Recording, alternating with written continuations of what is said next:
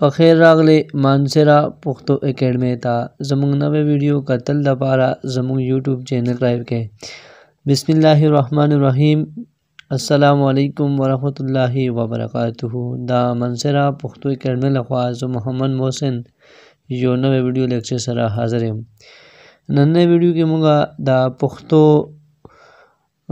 کوم چې دویم دور دی یعنی سیکنڈ پیریڈ آف پشتو لٹریچر پشتو زبان و ادب کا دوسرا دور 900 ہجری نہ تر 1000 ہجری پورې دا دور دراصل روحانیانو دور دی. دغه دور باندې خبرې کوو چې آیا د دې دور پښتو ادب ته وده څه ورکړی دی. دغه ټول موضوعاتو باندې دې ویډیو کې خبرې کېږي. موږ سره اوسئ. پښتو ادب کې د روحانیانو مثال داسې دی لکه په یو کور کې بنیاد، ځکه چې روحاني ادب باندې زموږ کلاسیکي ادب بنیادونه ولاړ دي. مطلب دا دی چې روحاني کوم چې دور دی د پښتو ادب د دې مثال موږ سره د یو کور بنیادونه وي، ځکه چې د دې دور اور باندې زموږ کوم چې کلاسیکي پیریډ دی، زرین کوم چې دور دی، خوشحال خان خټک، رحمان بابا، امید بابا، دا کوم چې کلاسیکي زموږ دور دی، زرین دور، د دې بنیادونه ولاړ دي. دا ځکه ډېر اهم دی. نو ځکه خوشحال بابا خپل شعرونو کې روحانیان راجات کړي دي. لکه وایي دا مرزا دیوان میں امنڈو په ګوټي مسخر میں ارزانی خویشکی زمن کړ کا دولت او کا واسلو کا دا نورو په خبرو میں د هر یوه رشخند کړ.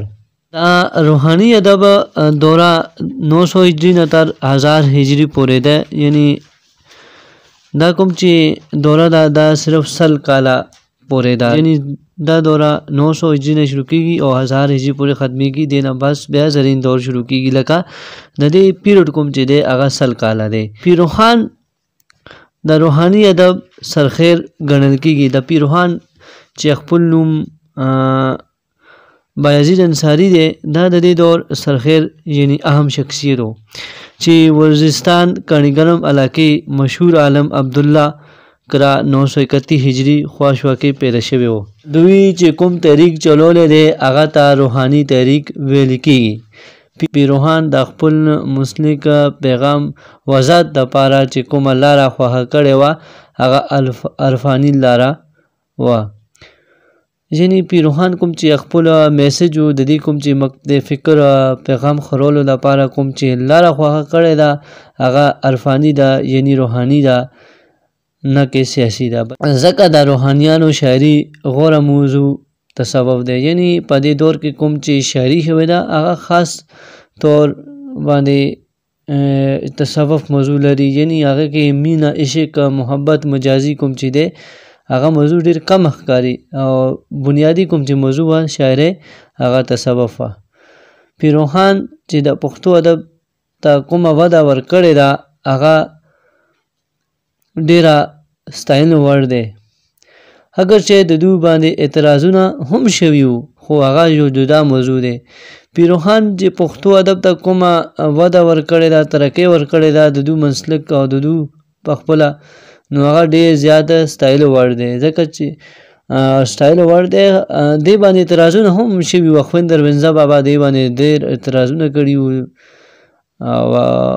خو هغه جدا موضوع دی. هغه باندې بیس بله ویډیو کې کېږي چې پیروخان باندې خویندر بنزه څه غټ اعتراضونه وونه، هغه بله ویډیو کې انشاءالله ژوند وي خبرې کېږو.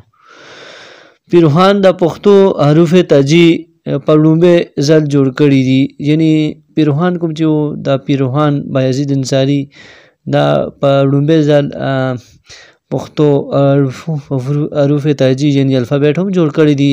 دولت لواڼې یو محقق دی هغه وایي چې 14 حرفونه دې جوړ کړي دي. پښتو ادب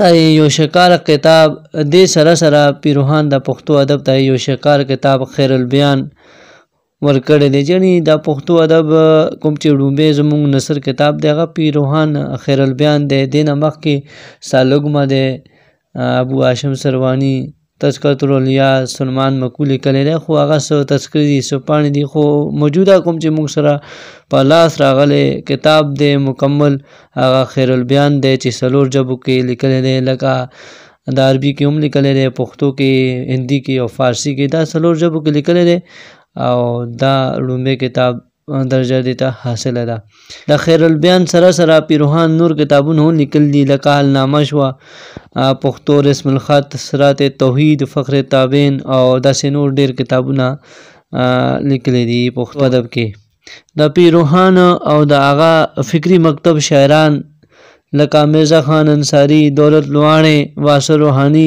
علي محمد مخلص او ارزانی خشکی دي د پښتو نظم او نثر کې چې کومه لیکونه کړي دي هغه ډېر ستاینې وړ دي دا کوم چې شاعران دي کوم چې پښتو نظم او نثر دواړه فنپارو کې کوم چې لیکونه دي کوم چې اثرات دي تخلیقات دي هغه ډېر زیات ستاینې وړ دي زه که دا وایم نو غلطه به نه وي چې د پښتو ادب نظم او نثر دواړه برخې روحانیانو مضبوط کړي دي لکه دې نه مخکې لومړۍ دوره کوم چې دا هغه ډېره کوټلې ده لکه ډېره مختصره ده هغه کې نه څه دیوانونه شته یو دیوان دی بیبي رابعه مېرمنه لیکلی ده خو دا کوم چې دویم پیریډ دی سیکنډ پیریډ روحانیانو دی کې زما په خیال 15 کوم چې دیوانونه دي 15 دیوانونه لرونکي شاعران دي لکه نظم و نثر لکه ارزان خشکی کوم چې دی هغه باندې خبره وکړو ارزان خشکی لومړی شاعر دی چې پیروحانو افکارو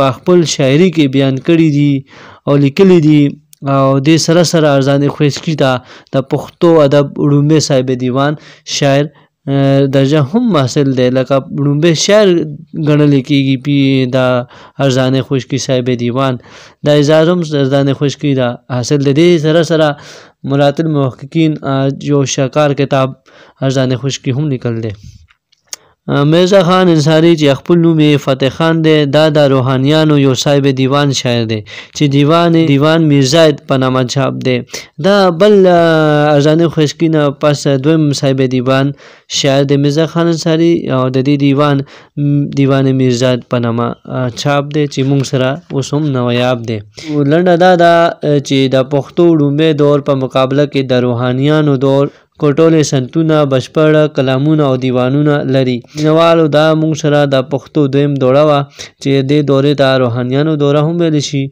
او دې دور کې اخوند دروېنځه بابا هم دی خو هغه باندې ما خبره نه دی کړې بلکې پیروحان او هغې مکتبي فکر کوم چې خاوندان دي لکه دولت دی واصل دی ارزانی خشکی دی داسې نور نه دغه باندې خبرې کړي دي او ډسکرپشن کې اخوند دروېنځه بابا ژوند او ادبي خدمات باندې ما ویډیو اپلوډ کړی ده هغې لینک ډسکرپشن کې تاسو ته ملاویږي هغه ویډیو هم ګورئ چې تاسو له فایده وشي دغه الفاظو نه تاسو ماته اجازه راکړئ والسلام